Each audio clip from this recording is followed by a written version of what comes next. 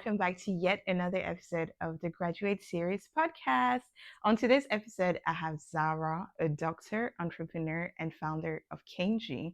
Having worked across ICU, acute medicine, and elderly care, Zara's journey thus far has been shaped by both the realities of treating illness as well as a growing passion for prevention, nutrition, and community health. In today's episode, Zara talks about the unspoken realities of becoming a doctor, challenges, as well as how those experiences have inspired her to build Kangi, a brand rooted in African ingredients, well being, and impact within the community. Zara also reflects on redefining success purpose and how she has taken a route that is different from your traditional doctor route. So without further ado, grab your cuppa, get comfortable, and let's get into today's video. Hi everyone, and welcome back to my channel. I am Rafaela, and I'm back again with another video. We've been keeping the videos rolling, but today I have a very, very special guest, a fine babe from Ghana. Zara. Hi. But I should be saying Dr. Zara. I should put some respect on your name. Okay, small. That's it. Hi, welcome to the channel. Hi, thank you. Do you want to introduce yourself for the people? Hi, so I'm Zara Benjamin Lang. I'm I'm an OHP, so an occupational health physician. I'm also the founder of Caneju. She's being humble. We're going to get into all of this today. But it's so lovely to have you on the channel. I'm very excited for our conversation today, everything that we'll dive into. But I like for my guests to feel comfortable. So we're going to play a little icebreaker game. Just going to ask you like a couple questions, nothing major. Okay. Okay. So if you were to think about a color that best represents how you're feeling this year, what would it be? And why? Oh, I'd probably say orange. Okay. Because I'm feeling positive, bright, vibey. I like that. Yeah, I like I'll that. probably say orange. And she says that as the light is shining upon her. See how the sun is coming out? It's just I love that. Okay. And then what is one adjective that your patients would use to describe you? Ooh. Or your coworkers? I'll probably say friendly. Okay. Yeah. I think I can concur with that. I think friendly. Yeah. Yeah. Okay. Amazing. Are you feeling relaxed? So. Small. I like the honesty. As we get into the conversation, hopefully you'll feel a bit more relaxed. Okay. But once again, welcome to the podcast. It's lovely to have you here. So I wanted us to just have a really authentic conversation today, honestly, just to talk about your journey, to talk about, your aspirations, the impact that you're hoping to have, etc. So I feel like it's only right if we start from the beginning. So you're in medicine. Yes. Did you always know you wanted to be a doctor, or what drew you to medicine? So I think for me, it was probably a slow accumulation or slow realization. Mm-hmm. I think always at school, I was drawn to sciences. Okay. So I really liked biology, liked chemistry, hated physics. But I also knew that I wanted something where I could help people. Yeah.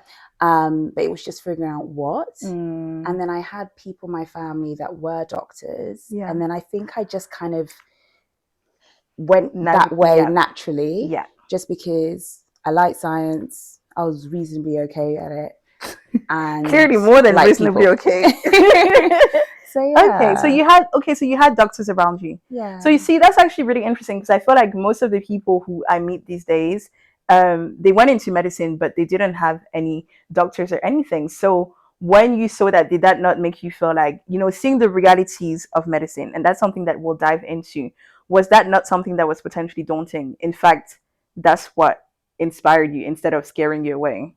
So I think it's slightly different, because the people that I had around me were completely different generations. So I had maybe 2 generations above me and then 1 generation above me. Okay. So I think medicine in the system then was different to how I entered medicine. So I think when I saw them, it looked very glorified. I think maybe I didn't really go in with my eyes fully open. But I think I was inspired, and they enjoy their job, so I thought, well, why not? Okay. And then jumping ahead, because I want to get back to obviously what you said, but jumping ahead, so do you feel like you've reached the state of it's glamorous and it's nice and enjoyable? I think you can make it. You can make it. I wouldn't say glamorous, maybe unless you're in dermatology. But I wouldn't say glamorous, but I think you can make it what you want. Yeah.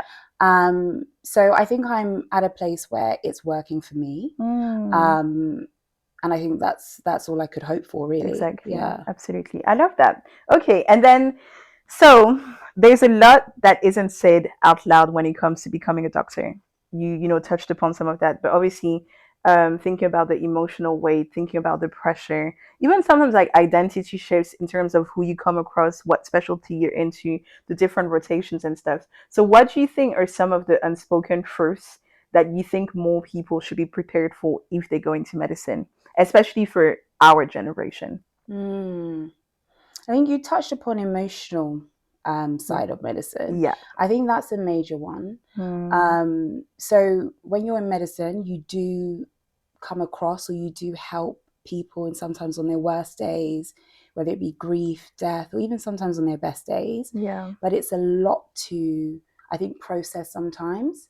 And I think sometimes within the NHS, you don't really have the capacity or the time to actually process that. Absolutely. So I think that's a realization that I needed. Yeah. And I think it's important that people do understand that. Yeah. So that you put mechanisms in place to make sure that you can manage that side of medicine, because it can be emotional. Yeah. And then I think when it comes to identity, I think it's very easy to feel like medicine is the be all end all. Your whole identity is just being a doctor. Yeah. And I think even from med school, it's important to think about what are your outside interests? What do you like other than medicine? Because yes, it's okay to have a passion for medicine. But I think it's also important to have something maybe solely for yourself. Yeah. And so I would probably say try and figure out what else, Yeah. Yeah.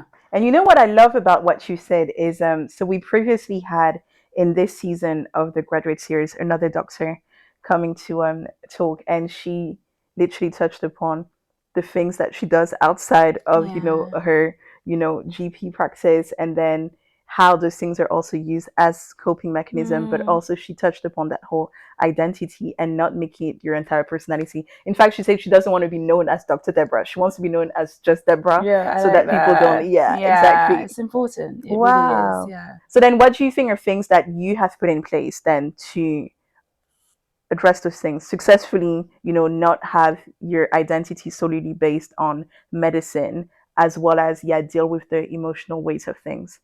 So I think for me, grounding with my friends, family, I think that's important. So I make sure that I make time and I'm intentional with the relationships that I have around me. Yeah. Other things are this business that I'm building. So that's another get into little it. thing that I'm doing. But also sports. Yeah. So a few things that I've put out there that I think are important and that ground me. Exactly. Yeah. I love that. Okay. And then you've kind of touched upon this, but for someone listening who's in medical school or early in their training, what do you think actually matters most to hold on to during that period? So during your training, during, just you, what's the word, qualifying to become a doctor, and then during the stages where you're going through hardship, what is the most important thing to hold on to? Yeah, so I think relationships. So having, whether it be your friends, family, or even with people, your colleagues, I think that's really, really important. Yeah. Just to have that sort of community to support you. I'll say that's a key thing. What else? I think, like I mentioned before, outside interests. Exactly. So something else that you like, you enjoy, something else that you're passionate about. I think that's also important. Okay, so I have a question for you off script. Okay. I think we've gone off script a few times, but anyways, because you obviously talks about outside interests, and how that can keep you grounded. And that's true. So I think I previously had a conversation with a friend, and I was telling her that I felt very tired because I'm doing quite a few things at the minute, except run. So you have to start picking and choosing what it is that you're going to put your time into. But something that I really love is the gym. I love going to the gym because I feel like it's good to like release your endorphins. It's although it makes you tired after you come back for it, it actually does more good. So then you're like, is a lot better, right? Yeah, exactly. So then you're like, I want to go to the gym. But then sometimes also it's the motivation to actually go to the gym because you feel tired. So you're like, well, instead I should stay home and maybe watch Netflix or whatever. So it actually takes a lot more like mental motivation and like talking to yourself to be like, no, go there because actually the benefits after are much better. So then going back to then the whole thing about interest, you have finished a shift, you have finished, I don't know, maybe 4 night shifts, and then you feel overwhelmed and you feel tired. That doctor may not necessarily want to invest or put time in their interest because they're like, well, I would prefer to just bed rot. Yeah. Have you ever gone through that? Yes, many a time. Yes. You're just tired, like mentally exhausted. And I think that's normal. And sometimes you just need to give yourself grace to be like, actually, I'm tired today. But I think when you realize the importance, like you were saying, the importance of gym or the importance of your outside interests, maybe sometimes, like for me, I knew that I had to make myself accountable. So if it was like a sport thing, I might agree with a friend that, okay, we're definitely going to be playing squash today or something. So you don't really want to let that friend down. So for me to be like, hey, I'm tired. I think having that friend there to be like, hey, I'm expecting you, gives you that accountability. So sometimes lean on your friends or lean on something to keep you accountable for it as well. But yeah, I've definitely been there. But also what I'm giggling as you're saying that because I can tell that you're a doctor because that considerate aspect is coming out. Whereas I have seen so many videos recently on Instagram where it's like when the friend that you said you were going to the gym with at 5 a.m. calls you and you don't want to pick you're like, I'm sleeping. Whereas you're like, you're so considerate that you're like, I don't want to let the friend down, so I'm going by force. Literally.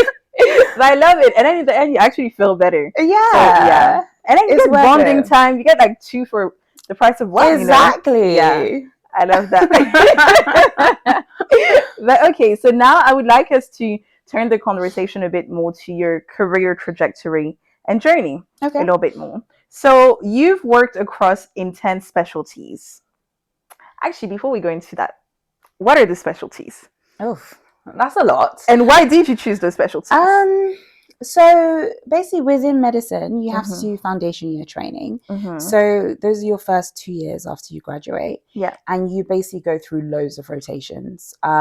So those you kind of semi-pick. Mine were, I think there were, 6? So you spend 4 months in each. So I had some surgical specialties. I had some general medical specialties like elderly care, respiratory medicine, so to do with your lungs. And then after that, I did sort of a locum year. So that was just in acute medicine. And then following that, I had internal medicine training, which is purely medical specialties. So I had stuff like intensive care unit. What else did I do? I had elderly care, stroke medicine, respiratory. I think there were other cardiology. So a few, but all medical specialties. And then also some more elderly care. And then now it's sort of transitioned to my occupational health medicine. Okay, that makes sense. So then, you said you kind of semi-picked them for the first 2 years. 2 years, and then and then you pick for the rest.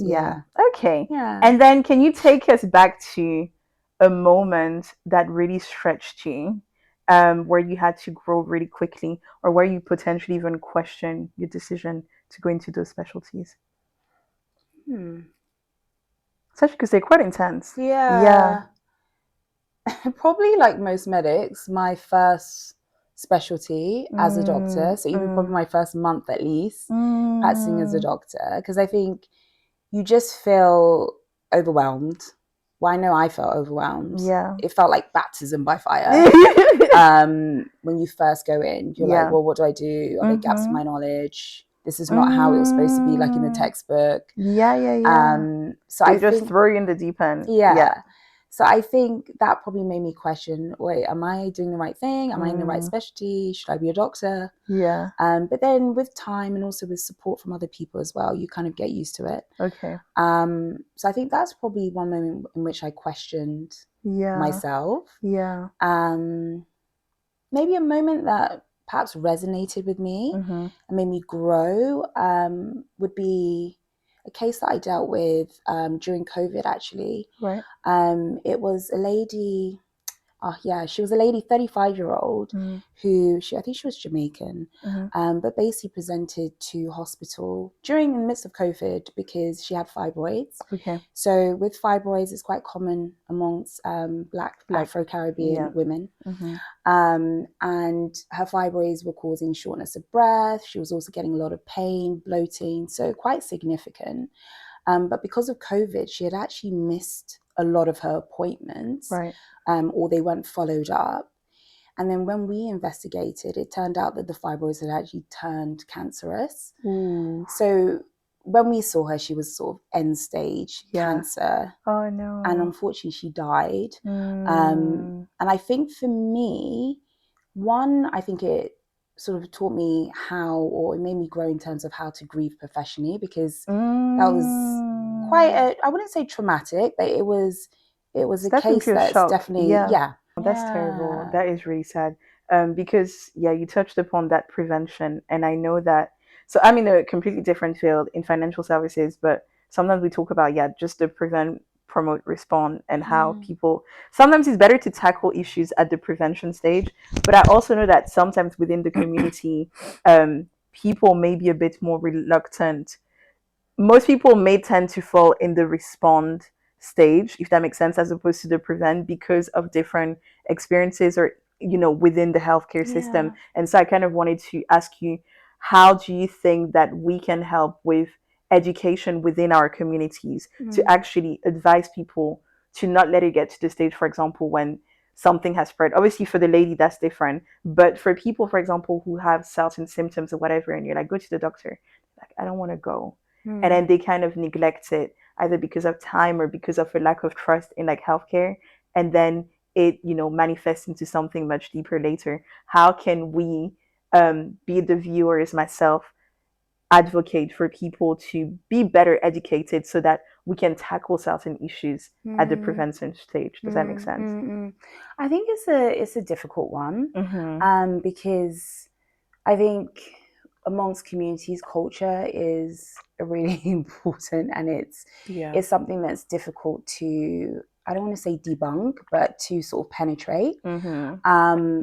And I think part of it maybe is debunking some myths that people have about healthcare professionals, or even just the healthcare system. But also trying to make things a bit more transparent as medics, as nurses, whoever's within the healthcare profession. I think it's important to have that transparency, have that open dialogue with people. And maybe even just penetrate places where communities are a bit more sort of calm, open, willing to engage, rather than maybe it being on our turf, so to speak. I think that's also important. And even things like social media. But although, don't trust everything on social media. Yes. That's also another thing.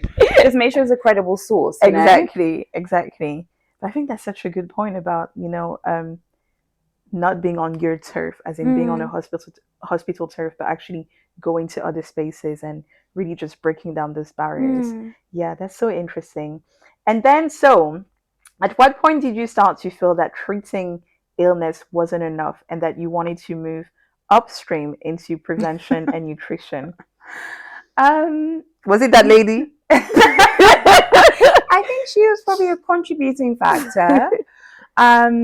But I think probably just throughout my career, when I've been seeing people, often towards not the end stage, but often once they're really unwell. So like if let's say it's they've had a stroke or they've got end stage kidney failure, normally when you look at those cases, yes, I'm treating them in hospital because acutely, but then when you think about how long they've had these symptoms for, you're thinking there were so many points beforehand when maybe we could have intervened or supported that person to prevent them from getting to the place when they need me and they have to stay in A&E for like God knows how long. And I think that just sort of struck a chord with me in terms of how I can also influence that. And also think about how, like for example, in my career, thinking about how the environment can impact our health and well-being. And particularly, obviously, I'm within the workspace. So thinking about how the working environment also can impact people's health and well-being, and also vice versa. So I think it's probably been a gradual thing that I've been noticing, and I've just been drawn towards it. Exactly. Okay, amazing. And so now I would like us to turn the conversation to something that you mentioned earlier. Your business. Oh yes. Kangi. So okay, before I go into my questions, I like to give people the honor of actually talking about their businesses. As opposed to me not doing it justice. So you talk to us about Kangi. So what is Kangi? How did the inspiration come about?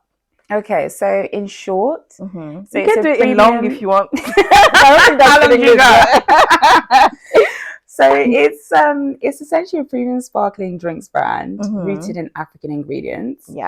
I would say it probably started from something from my childhood.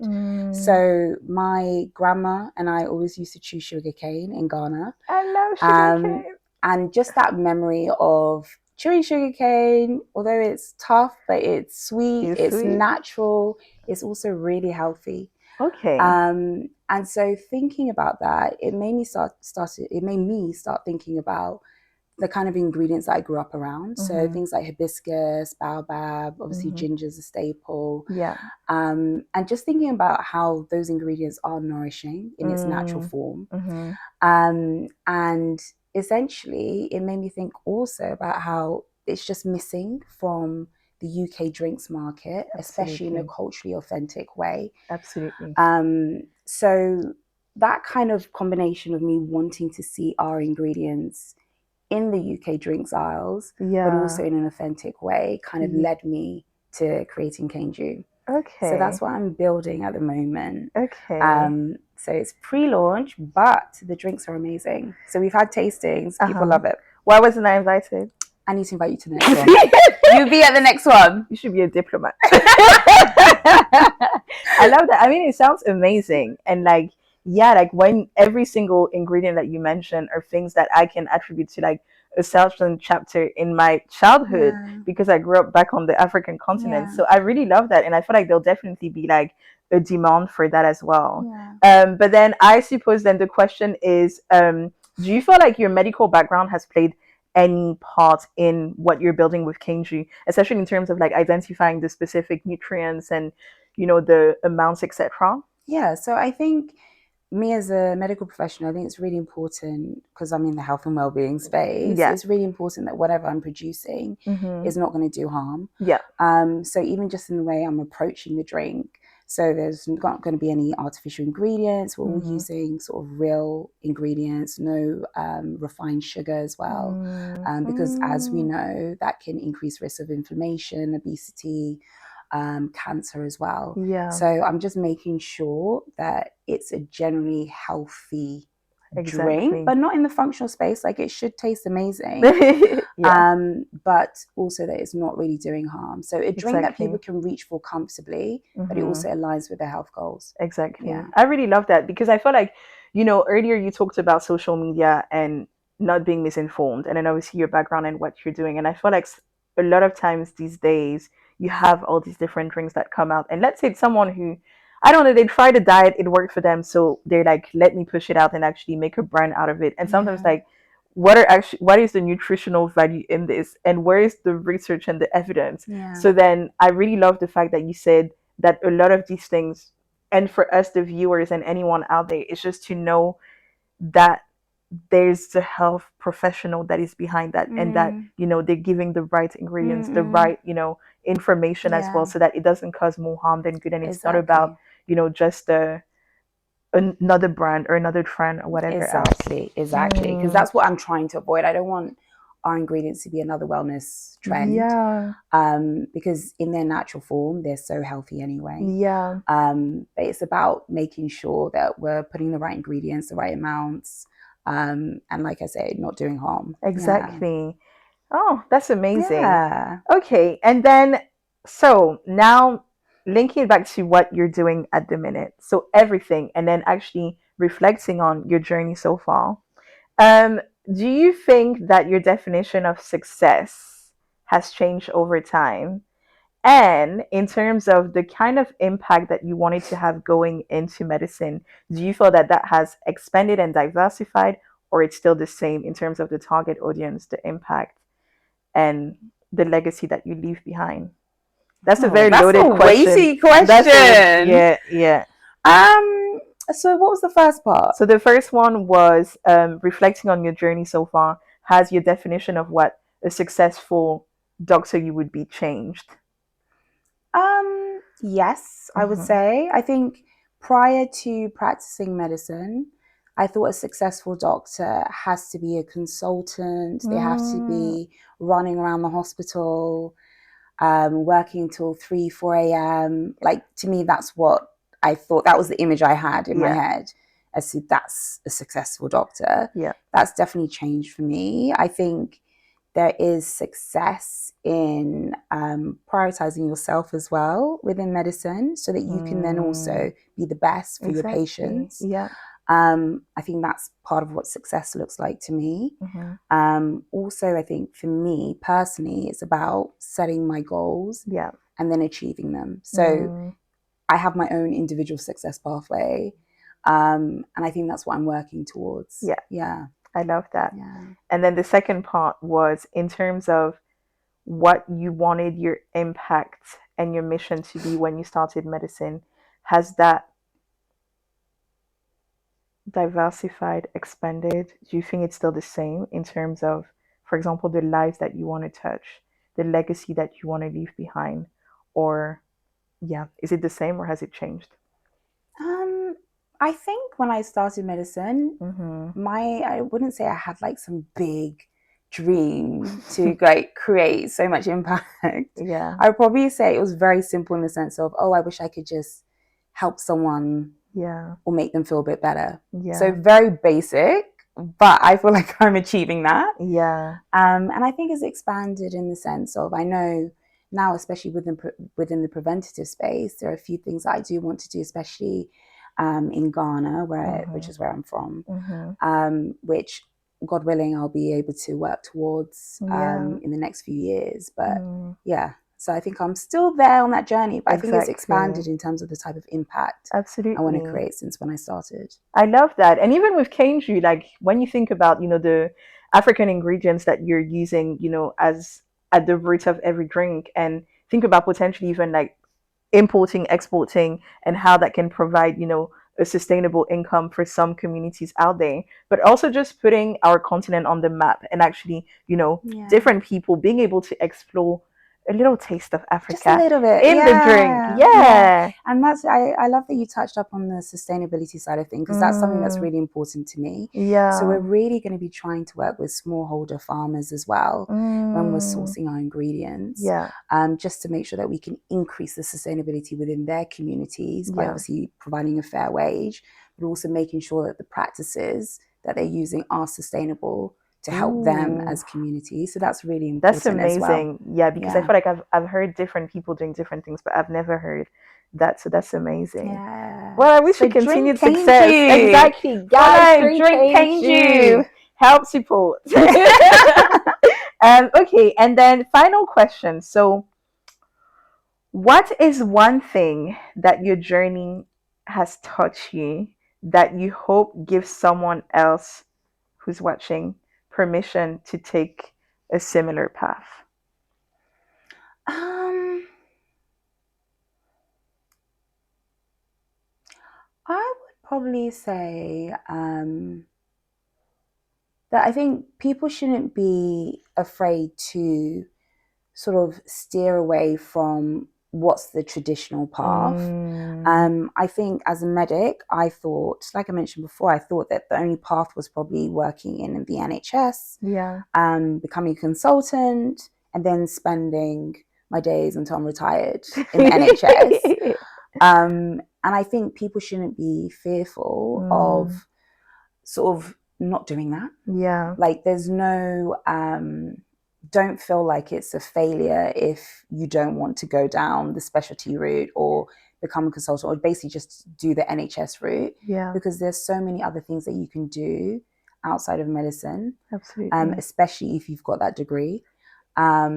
So I think probably just try, if something's pulling you towards something else, just YOLO, try it. Exactly. See what happens. You can always go back to the NHS. But just try it. Do something different. Exactly. And I love that. And I think it's really important, for example, even now with things like, the graduate series and, social media, you have people who have gone then a different path. So just getting that information to further build, your, I guess, your enthusiasm or your risk appetite to actually feel like I can do it because Zara did it, for example. So that's amazing. But okay, so that brings us to the end. It was honestly a really, really lovely chat. It was. I want to give you an opportunity to kind of plug your socials, Kangi's socials as well, so that the people can find you online, or if they have any questions as well, they can reach out to you directly. Yes, so my LinkedIn is Zara Benjamin Lang. If you have any questions, just ask me. And Caneju is Drink Caneju on Instagram, Caneju, and our website is www.caneju.com. So follow us. Follow us. That's it. Follow her. But no, so thank you so much for your time. Honestly, I think as I was listening to you, I don't know who your patients are, but they're so blessed because you just have a very calm aura. You do. I was just watching Mental Viper. I said, girl, you've got an interview to do, so focus. I was like, wow. You've got such a calm aura. But no, honestly, I wish you continued success with everything that you're doing within, the healthcare space, and then with Kangi as well, and with the communities in Ghana. I will be waiting for my invite to the next, It's coming. It's coming. Next taster. But I'm so excited to see all the amazing things that you're gonna do and that Kangi is gonna do. I feel like you were so humble today, but the impact that you are having already and that you're going to have is literally, you can't even fathom it right now, but I'm very, very excited to see it. Thank you. But thank you for being here. Thank you for having me. And guys, so if you enjoyed this video, please be sure to be sure to comment below. Let me know what was your favorite part, what resonated with you the most based on what Zara and I discussed. And if you're not subscribed, please subscribe to the channel. We have reached 5,000 subscribers. So let's keep growing. And I hope to see you all in the next one. Bye. Bye.